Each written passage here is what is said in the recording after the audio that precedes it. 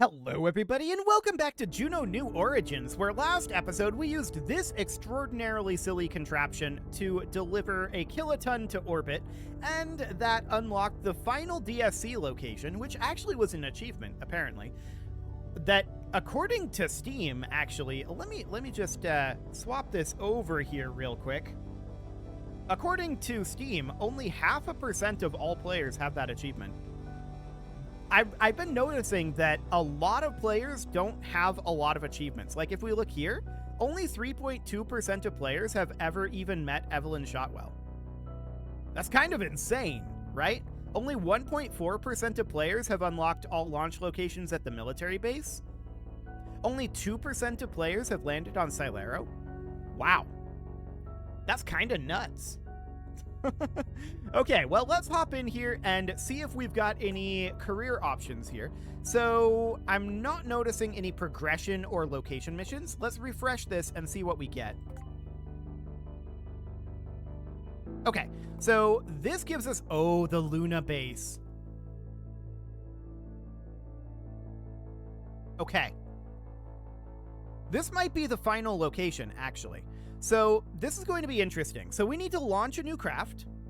We need to get to the base on Luna. We need to stay grounded, leave the crater by getting at least 35 kilometers away from its center, and it must be completed within 360 days. 35 kilometers is a lot of distance. We have to stay grounded the entire time. So this means that we definitely need to have a car deployment.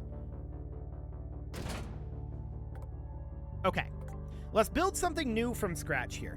So, wings aren't going to be helpful. The semi that we built previously is obviously not going to get us to the moon, right? We're going to do a new craft here, and I think this is reasonably fine. I want to put in a battery here. So this is going to form the basis of our car. This is going to be, I think, too wide. I'd like to bring this down to about 0.5 meters, and we can do the same with this guy. So 0.5 meters like that. Okay, so this is going to be a vertical takeoff, but the landing of this is going to want to be horizontal, which is going to make things interesting for sure. So we've used structural panels before for this. I'm going to actually just use struts, and we're going to have a 90-degree strut there. That looks fine. And then we're going to have that mirrored, but for the moment, I want to put in some off-road wheels here. So we know that our budget for this is 100 million. I'm not sure if we actually want to stick to that budget or not, and I'm going to change the length of this down to around maybe like 3/4 of a meter, something like that. I don't think that angle is correct, is it? Maybe it is. Okay, so something along the lines of that. And then as far as the tire goes, I think that torque is too much. We would have this be about here. We would have the turning angle be probably up to 30. That seems reasonably fine. Turn input on yaw, RPM input we will put on pitch. So that looks okay for the moment, and I'm noticing that this is going to be turning in a very strange direction. That's not how we want that to turn. That is definitely not how we want that to turn. So can we change the direction that it turns in? No. So I think we're going to have to rotate this in some way. Yeah, rotating it like this would be approximately what we'd want. I want to head into here. We can see that the Z rotation is currently -45. Let's put this at -90 and see what that did to our turn rotation. That's actually semi-correct.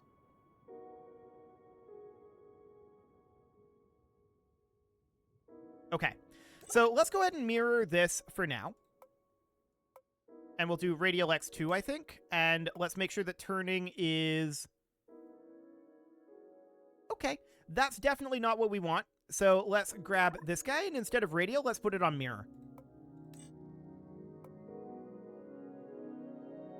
That's more like it. Okay, so now we can duplicate this and put it back here. So this will be at 90. Duplicate the wheel and put that right on the connection point here. It kind of doesn't want to go on to the connection point.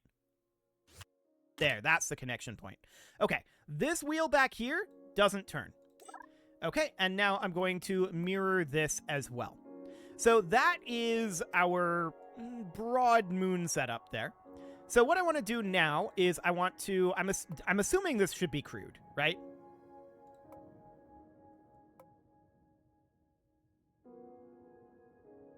Actually, it doesn't need to be crude. That's fascinating. So I would like to move our wheels a little bit here. I want to move these forward a bit because we've got a little bit of issue there. And then I want to move these back to protect this as much as possible. So something like that. Then we're going to want to have solar panels on this, right? And the solar panels that I want to put on are going to be like this. And then in terms of size, the length is as long as it'll let us go. And the width can be... Actually, that width is probably approximately fine. We could put in another solar panel like this, and then another one like that. Then we can mirror both of these, which would need to be in radial. So it would be something like this. So no matter what direction we're in, we've got a good amount of solar panel. So that should be decent for allowing us to recharge. Now, in terms of lifting this off, I'm probably just going to put that in a fairing, and we would need to think about the delivery system of this. So, how would we want to deliver this to the surface of the moon? What I'm thinking right now is I would like this to be fully gyro with no battery at all, like this. This would, of course, be set to battery, like so. So it would be something along the lines of that. So you can see here, this is currently about 3% of our overall funding for this. We're probably not going to achieve the 100 million, but we'll see. We might be able to. So we can put a pair of struts about here. I'm going to change the length of that to about 1.25 meters, about like that. Now, what I'm thinking we do here is we attach a fuel tank about like that. This is way too big of a fuel tank. I want to drop this down to like a half-meter radius or so. And then the length of it is going to be way shorter. It's going to be like somewhere around 2-ish meters. Like that. Then we can attach that right over here, like that. I want to rotate it, and then we're going to move it a bit. So the idea here is, and I also want to have like a hemisphere up on top of this. Rotated like so. Yeah, about like that. And then we're going to move this guy up like this, right? Then I want to have some amount of engine here, and this should be detachable. So we're going to want to have a side interstage here.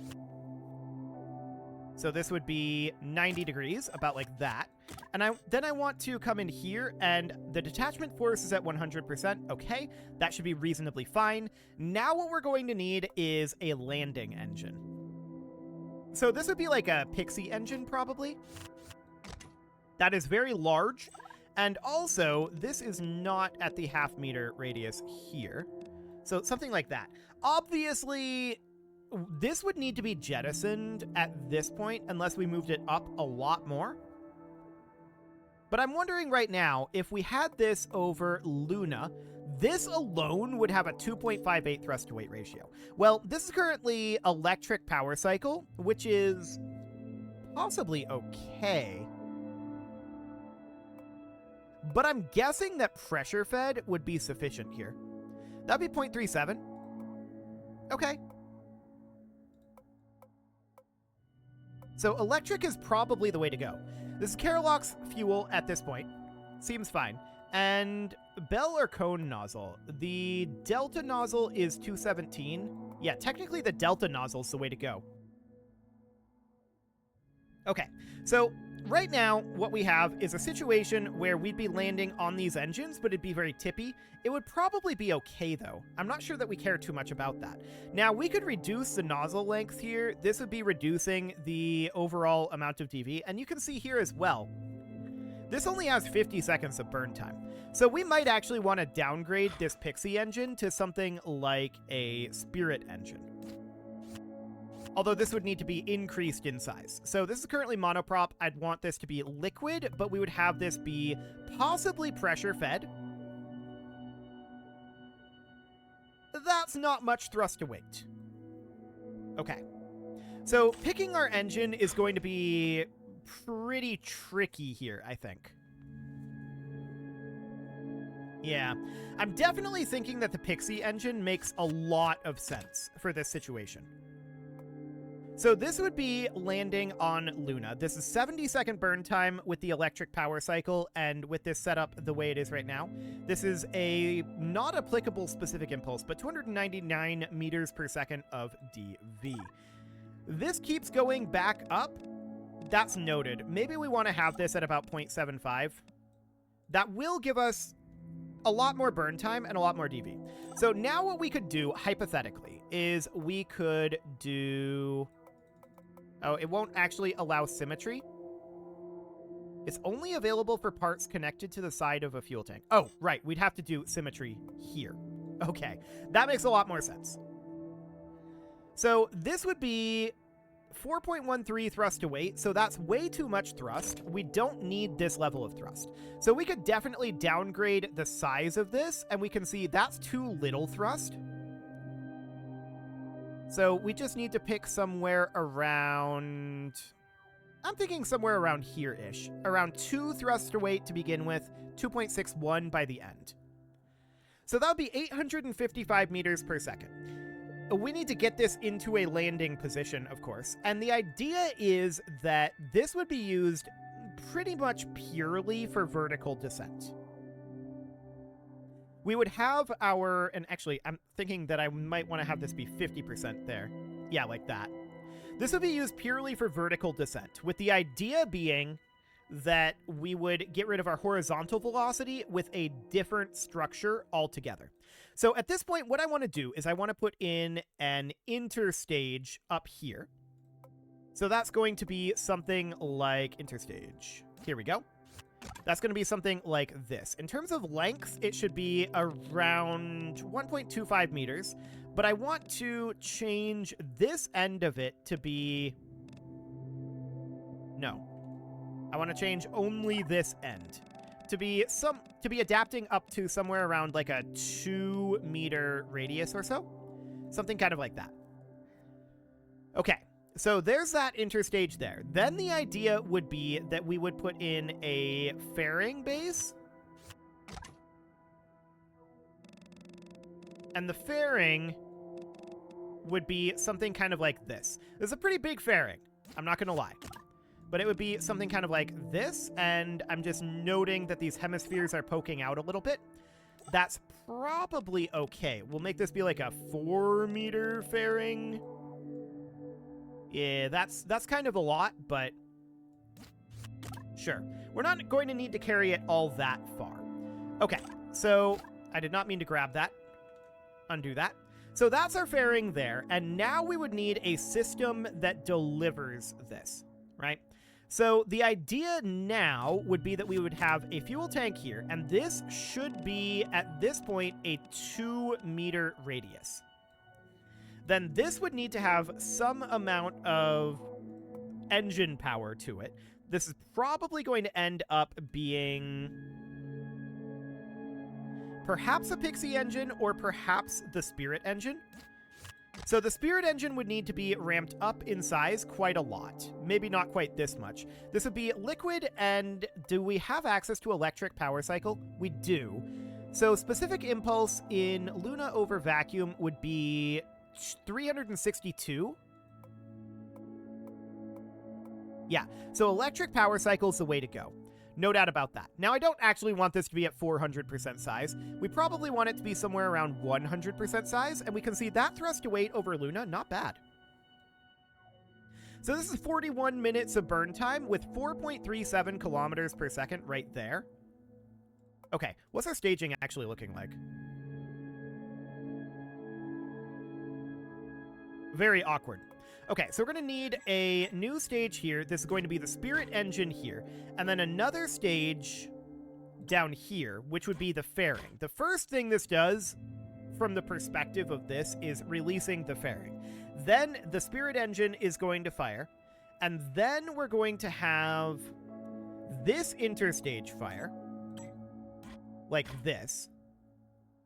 And that gets rid of this down here. And these two engines would be at the same time. And then these side interstages would fire, and we're on the ground, in theory, at that point.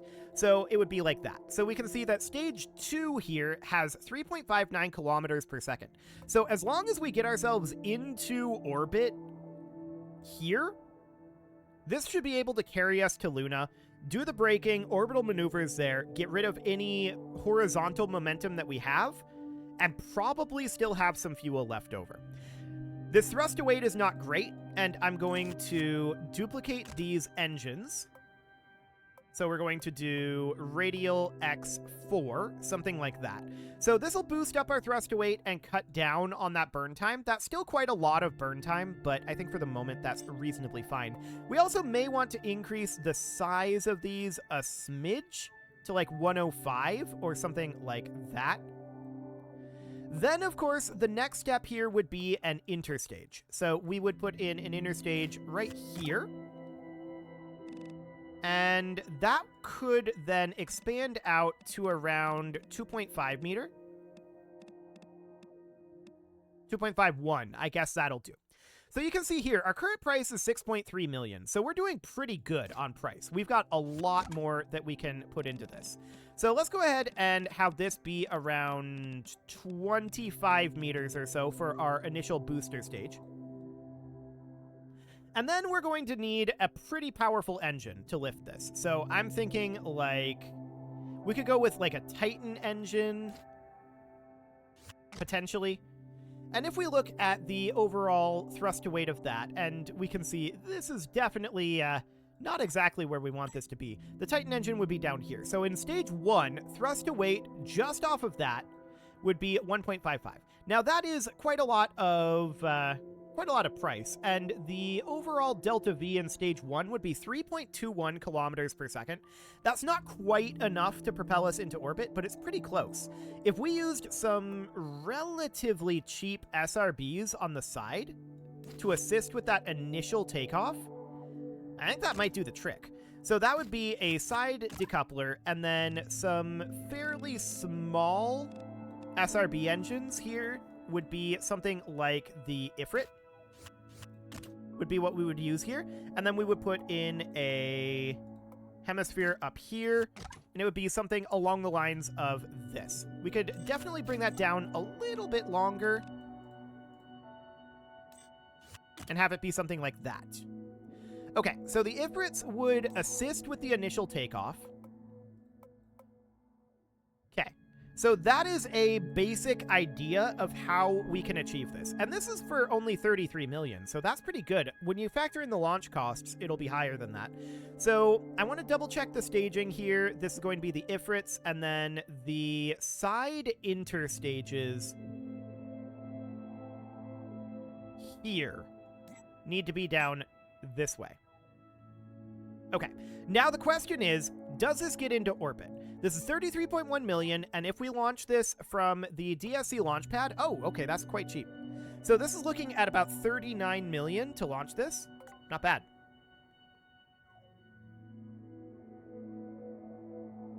So let's put this out on the pad for now.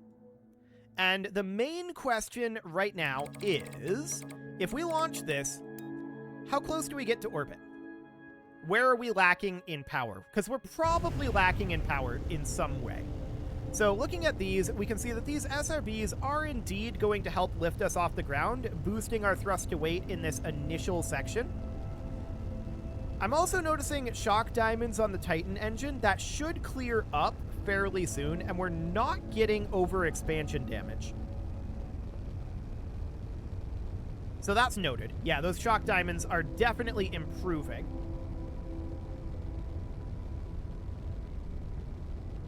Okay. So we've still got about 35% fuel left here, and checking in here, 75?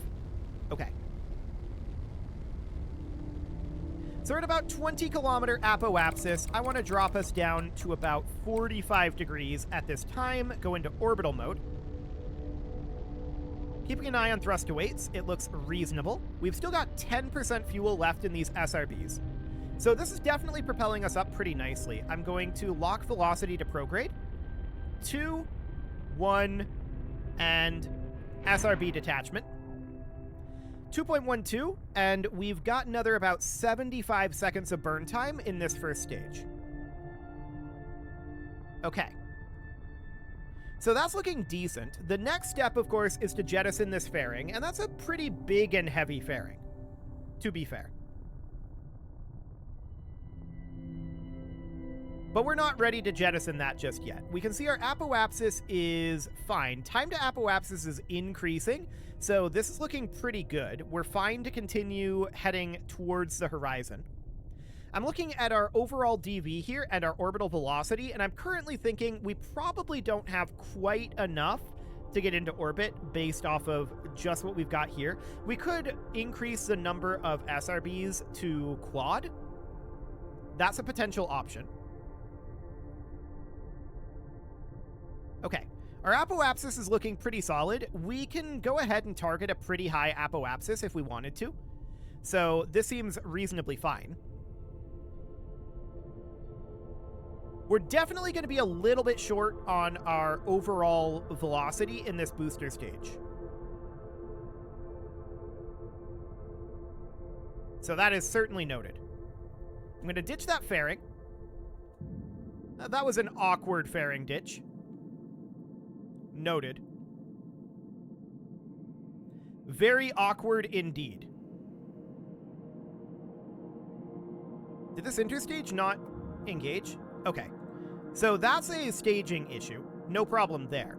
Now, the major thing at this point, of course, is A, we lost a little bit of efficiency there, and B, we're currently burning this kilometer per second here. Now, that's not necessarily the worst thing in the world, but we've got a long ways to go to get to orbital velocity. So I'm going to pull that back, and we are going to work a bit on that initial launch. And of course, the interstage needs to be changed here. Where is that interstage at?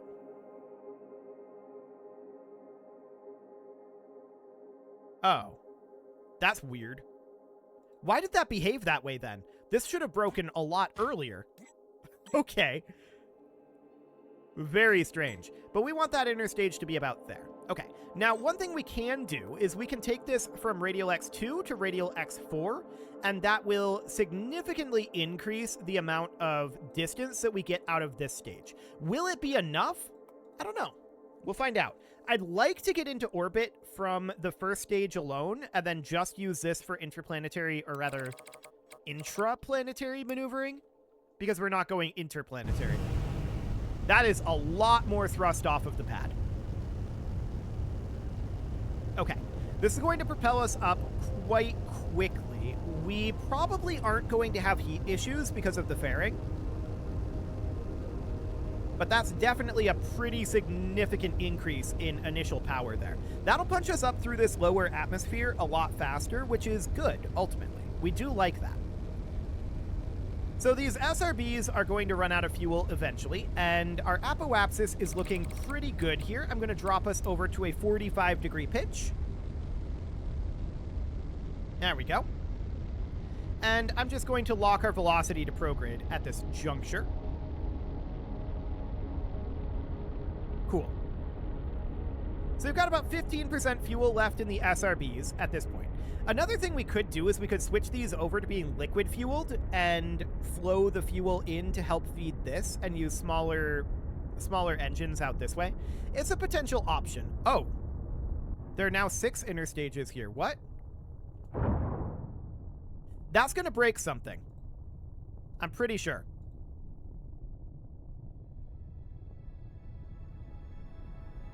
I'm like 45% certain that that's going to break something.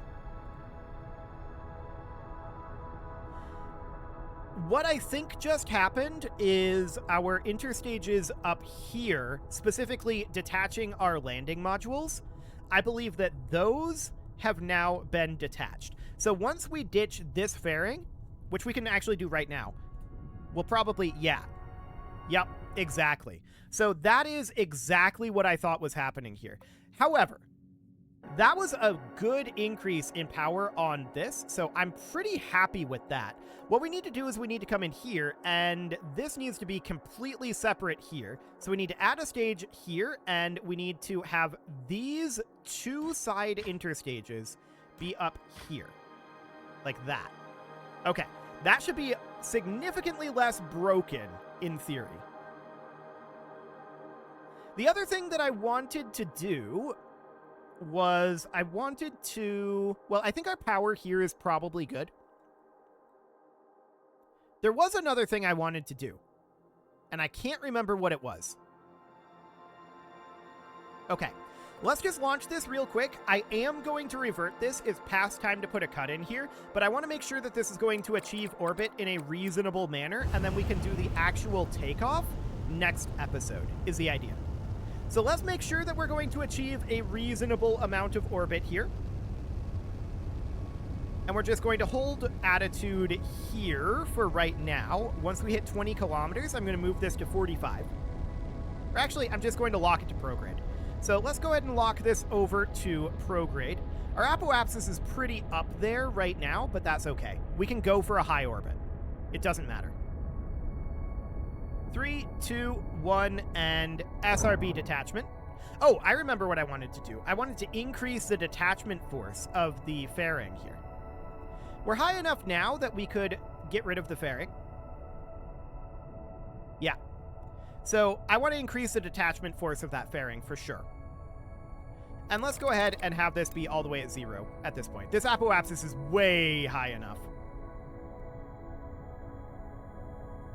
Okay, so our current orbital velocity is looking pretty decent. You can see that we definitely targeted a high apoapsis here. In fact, we can probably just go ahead and do something like this. So a planned burn at apoapsis, and the DV required to get into an orbit at this point is not that bad. But we're in a pretty high orbit here. So 1.1 kilometers per second, about half of that would come from this engine, and then the rest would come from this, although in reality, we're going to have a more efficient ascent trajectory. So that looks fine. I'm fairly content that this is going to easily make it into orbit from here on out.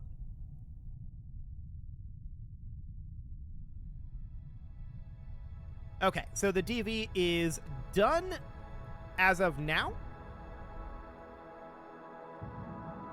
These can be combined together into a single stage. That's noted. Okay, so this is going to need roughly 600 meters per second out of this stage. I'm reasonably content with that. So let's pull this back one last time, and we just need a good ascent profile for the next mission, but I want to grab this fairing here, and I want to have the jettison speed cranked up to maximum. There we go. So I'm going to go ahead and save this craft as the Luna Lander. There we go. Actually, I'm going to call this the Luna Rover. There we go. And with that, it is time to put a cut in here. So I'm going to go ahead and do that. And next episode, we're taking this thing to Luna. You can leave your offerings to the engagement gods in the form of likes, comments, subscribes, and bell ringings. And a very special thank you to all of the channel members for making this video possible, including ALS Gamer, Atala, Andy Magar, Ali Lee, Dark Horse, Xenocyte, Hiro Marutsu, Upper Cumberland Gamers, Nick Smarty, Dimitri H, Punching the Microphone, The Lounge STL, and all the rest. And of course, you. Thank you for watching.